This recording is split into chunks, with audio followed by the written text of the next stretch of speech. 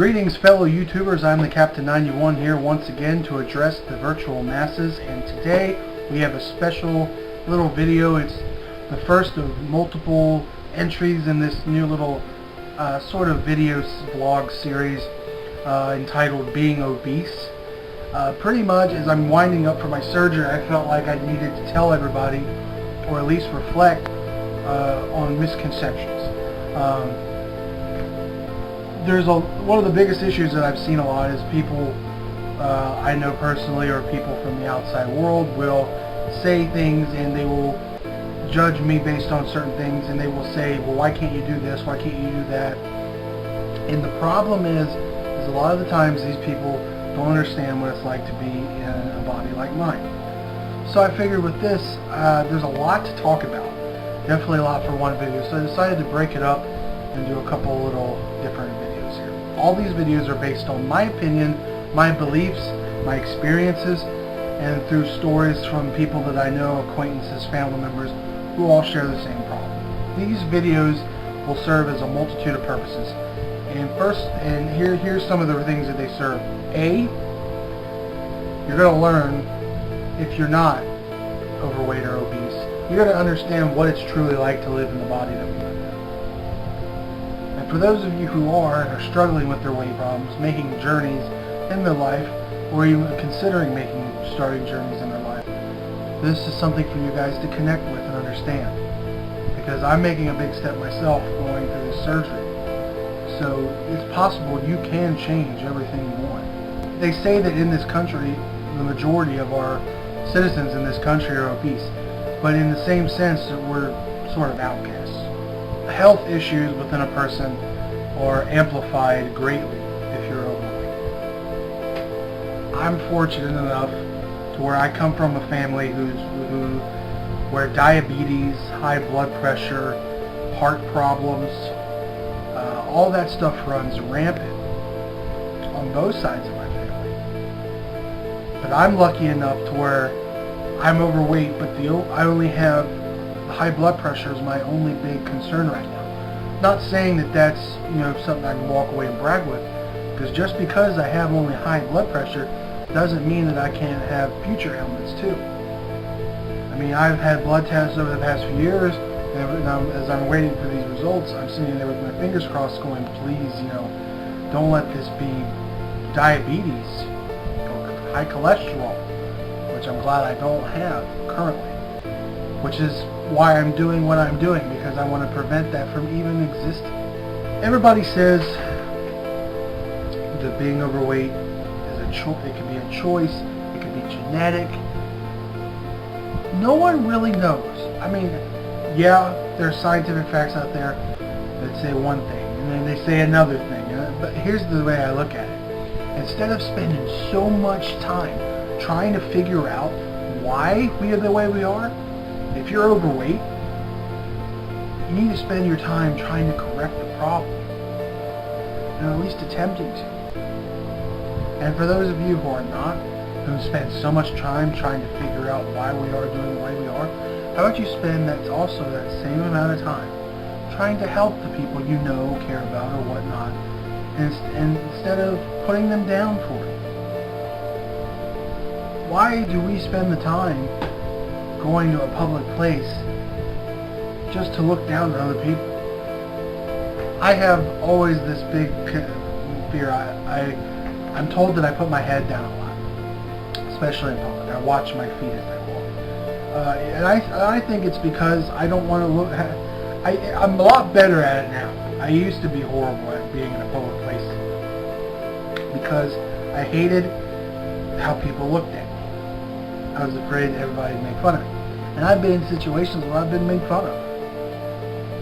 Go to a buffet. Oh, that's a good one. You go to a buffet and you're at a table, and right across from you is a table full of slimmer people, and all they do is they turn back and they always look back at you, and they come back and they snicker. And I've even had people at a table point a camera at me and try to take a picture at me discreetly without me knowing it. I just smile and keep shoveling food in the mouth. I guess that's someone's way of coping with the pain. I don't know. just a cruel world out there. Very cruel world, and I've said this plenty of times. A cruel world we live in. People are intolerant of other people. So the best way to do it is the best way to fight back at all those people is to work on the weight. And I know, when I first started going down the surgery road, I was always concerned at the fact that people would think this was an easy way out. And even I myself would consider it, I'm selling out to appease to this society. The cold hard reality fact is, there's truth to that.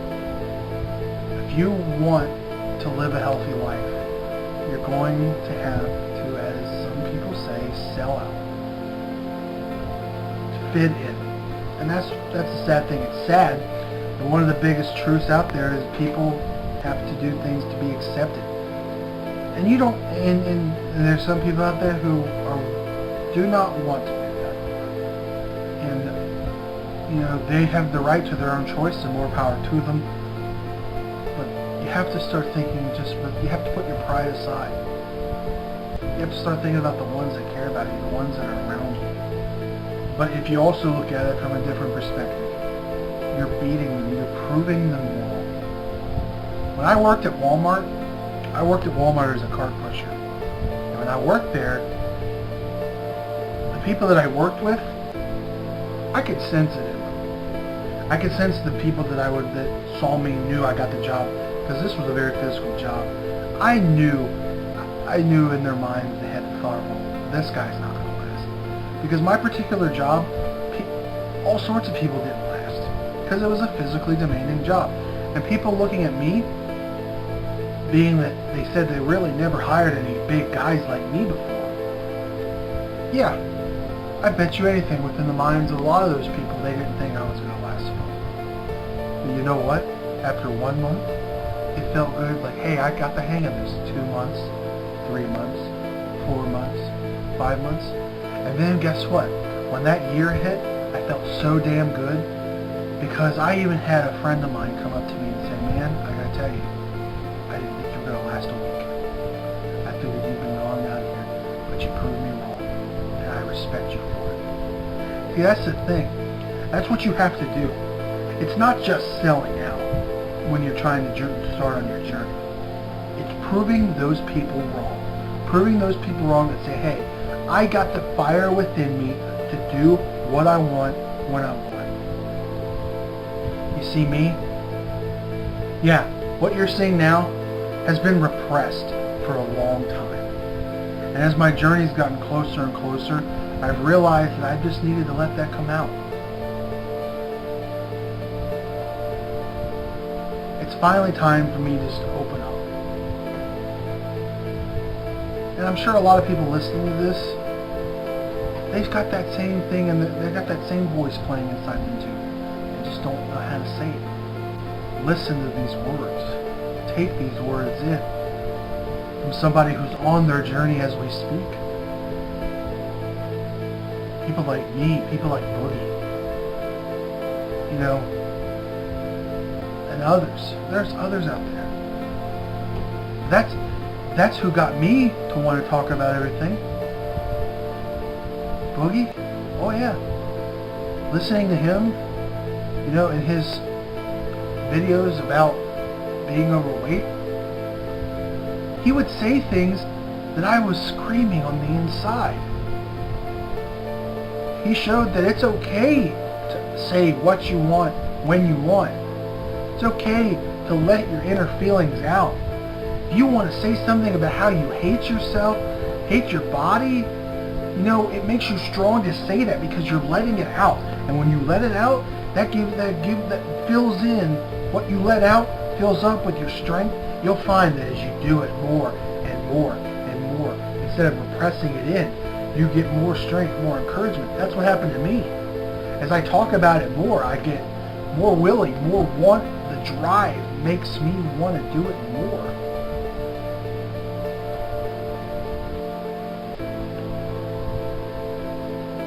So I say to you, Do you have the strength? Do you have the will?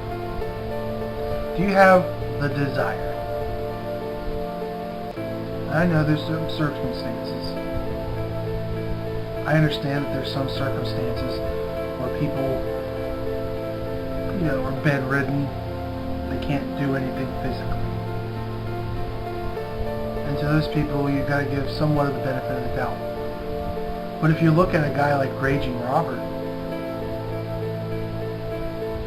he was bedridden. Look at him now. As far as I know, he's still on the right track. Could be wrong though. But from what I understand, he made the plea. He made a plea for help. And look what happened.